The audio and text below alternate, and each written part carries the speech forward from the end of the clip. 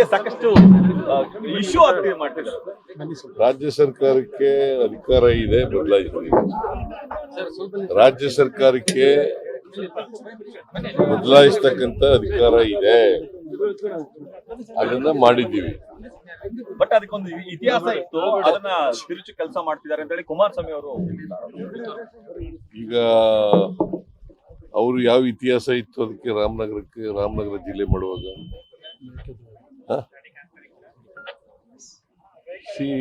ಇವೆಲ್ಲವೂ ಕೂಡ ಡಿಸಿಷನ್ಗಳು ಈಗ ಜನ ಅಭಿಪ್ರಾಯದ ಮೇಲೆ ಮಾಡಿದ್ದಾರೆ. ಜನಾಭಿಪ್ರಾಯ ಬೆಂಗಳೂರು ದಕ್ಷಿಣ ಜಿಲ್ಲೆ ಮಾಡಬೇಕು ಅಂತ ಹೇಳಿದ್ದಾರೆ, ಅದು ಮಾಡಿದ್ದಾರೆ. ಸರ್, ನಿನ್ನೆ ಸುಪ್ರೀಂ ಕೋರ್ಟ್ ಒಂದು ಅಬ್ಸರ್ವೇಷನ್ ಮಾಡಿದೆ, ಇಡಿಎಸ್ ಕ್ರಾಸ್ ಇಟ್ ಲಿಮಿಟ್ಸ್ ಅಂತ ಅಂದ್ಬಿಟ್ಟು. ಇವಾಗ ಮೂಡಾ ಕೇಸಲ್ಲಿ ಇರ್ಬೋದು, ಇಲ್ಲಾಂದ್ರೆ ಪರಮೇಶ್ವರ್ ಕೇಸಲ್ಲಿ ಇರ್ಬೋದು, ಇಲ್ಲ ತಮಿಳುನಾಡು ಕೇಸಲ್ಲಿ ಇರ್ಬೋದು, ಇಡಿ ಅದಾಗೆ ಇಂಟರ್ವ್ಯೂನ್ ಆಗಿ ಅರೆಸ್ಟ್ ಮಾಡುವಂತ ಒಂದು ಕೆಲಸ ನಡೀತಾ ಇತ್ತು. ಇಡಿ ಅವರು ಮಾಡ್ಲಿ, ನಾನು ತನಿಖೆ ಮಾಡಬೇಡಿ, ಕಪ್ಪೋಣ ಇದ್ರೆ ಪತ್ತೆ ಹಚ್ಚಕ್ ಹೋಗ್ಬೇಡಿ ಅಂತ ಹೇಳಕ್ ಹೋಗಲ್ಲ ನಾನು. ಇನ್ಕಮ್ ಟ್ಯಾಕ್ಸ್ನವ್ರಿಗೆ ಇಡಿಗೆ ಅದೆಲ್ಲ ಹೇಳಕ್ ಹೋಗಲ್ಲ. ಬಟ್ ನೀವು ರಾಜಕೀಯ ದುರುದ್ದೇಶದಿಂದ ಮಾಡಕ್ ಹೋಗ್ಬಾರ್ದು, ರಾಜಕೀಯ ದುರುದ್ದೇಶ ಇಟ್ಕೊಂಡು ಮಾಡಕ್ ಹೋಗ್ಬಾರ್ದು. ಬಿಕಾಸ್ ಈ ಸಂಸ್ಥೆಗಳು ಇರೋದೇ ಅದಕ್ಕೋಸ್ಕರವಾಗಿ ಕಪ್ಪು ಹಣ ತಡೆಗಟ್ಟಲಿಕ್ಕೆ ಇರ್ತಕ್ಕಂಥ ಸಂಸ್ಥೆಗಳು. ಈಗ ಪರಮೇಶ್ವರ ಇದು ಕೇಸ್ನಲ್ಲಿ ಅದು ಬಹುಶಃ ರಾಜಕೀಯ ಪ್ರೇರಿತ ಅಂತ ಅನ್ಸುತ್ತೆ ನನಗೆ. ಅಲ್ಲ, ಸುಪ್ರೀಂ ಕೋರ್ಟ್ ಹಂಗ ಅನಿಸ್ತಾ ಇದೆ ಅಂತಂದ್ರೆ ಎಲ್ಲೋ ಒಂದ್ ಕಡೆ ಅವ್ರಿಗೂ ಎಲ್ಲೋ ಒಂದು ಅನುಮಾನ ಬಂದಿದೆಯಾ ಸರ್?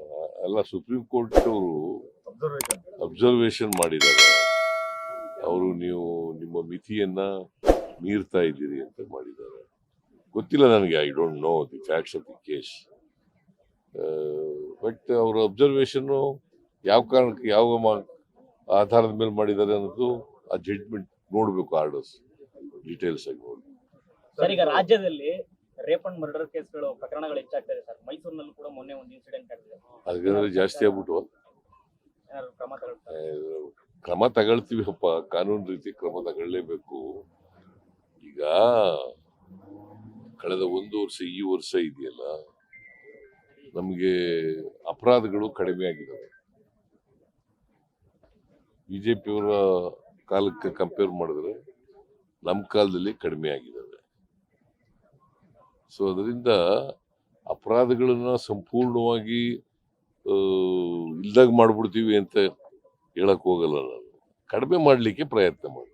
ಏಷ್ಯನ್ ಸಿಂಗಪೂರ್, ಹಾಂಗ್ಕಾಂಗ್ ಇವೆಲ್ಲ ಕೋವಿಡ್ ಕೇಸಸ್ ಜಾಸ್ತಿ ಆಗಿದೆ. ಬಟ್ ಸೆಂಟ್ರಲ್ ಗೌರ್ಮೆಂಟ್ ಇವತ್ತವರೆಗೂ ಬರೋರ್ನ ಹೋಗೋರ್ನ ಒಂದು ಟೆಸ್ಟ್ ಮಾಡ್ತಾ ಇಲ್ಲ. ಬಟ್ ಅದು ರ್ಯಾಪಿಡ್ 40% ಇನ್ಕ್ರೀಸ್ ಆಗಿದೆ ಒಂದು ವಾರದಲ್ಲಿ. ಈ ಕ್ರಮ ಇಲ್ಲಿ ಏರ್ಪೋರ್ಟ್ ಅಲ್ಲೂ ಮಾಡ್ತಾ ಇಲ್ಲ, ಗೌರ್ಮೆಂಟ್ ಆಫ್ ಇಂಡಿಯಾನು ಮಾಡ್ತಾ ಇಲ್ಲ, ಯಾರು ಮಾಡ್ತಾ ಇಲ್ಲ. ಈ ತರದ ಕ್ರಮ ತಗೊಂಡಿದ್ರೆ ಮುಂದಿನ ದಿನಗಳಲ್ಲಿ ತೊಂದರೆ ಆಗಲ್ವಾ ಸರ್? ಲಾಸ್ಟ್ ಟೈಮ್ ಅನ್ಬೋದಲ್ಲಿ ಡೆಫಿನೆಟ್ ಆಗಿ ತೊಂದರೆ ಆಗುತ್ತೆ. If such being the case, government of India has to take a decision. ಕೂಡಲೇ ಅದನ್ನ ತಡೆಗಟ್ಟಲಿಕ್ಕೆ ಮಾಡಬೇಕು.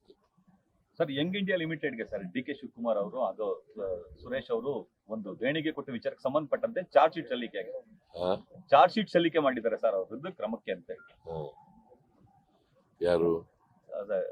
ರೇವಂತ್ ರೆಡ್ಡಿ ಮತ್ತೆ ನಾಲ್ವರ ವಿರುದ್ಧ ಸರ್. ಯಂಗ್ ಇಂಡಿಯಾ ಲಿಮಿಟೆಡ್ ಅದಕ್ಕೆ ದೇಣಿಗೆ ಕೊಟ್ಟರು ಅನ್ನೋ ಕಾರಣಕ್ಕೆ ಸರ್. ಈಗ ದೇಣಿಗೆ ಕೊಡೋದು ತಪ್ಪ? ದೇಣಿಗೆ ಕೊಡೋದು ತಪ್ಪೇನಲ್ಲ. ಲೇಟೆಸ್ಟ್ ಹಾಗೂ ಇಂಟ್ರೆಸ್ಟಿಂಗ್ ಸುದ್ದಿಗಳಿಗಾಗಿ ಬಾಸ್ ಟಿವಿ ಕನ್ನಡ ಚಾನೆಲ್ನ ಸಬ್ಸ್ಕ್ರೈಬ್ ಮಾಡಿ. ಹಾಗೆಯೇ ಬೆಲ್ ಐಕಾನ್ ಪ್ರೆಸ್ ಮಾಡಿ. ಇದರ ಜೊತೆಗೆ ಫೇಸ್ಬುಕ್, ಇನ್ಸ್ಟಾಗ್ರಾಮ್, ಎಕ್ಸ್ ನಲ್ಲೂ ಮಿಸ್ ಮಾಡದೆ ಫಾಲೋ ಮಾಡಿ.